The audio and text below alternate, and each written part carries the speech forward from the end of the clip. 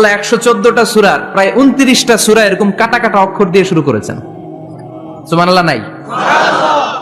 এই 29টা সূরা কখন আল্লাহ একটা অক্ষর দিয়ে শুরু করেছেন, কখনো 2টা অক্ষর দিয়ে, কখনো 3টা দিয়ে, কখনো 4টা দিয়ে, কখনো 5টা দিয়ে।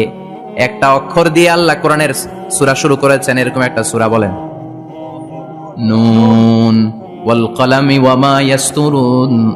নুন, নুন দিয়ে সূরা শুরু হয়ে গেছে।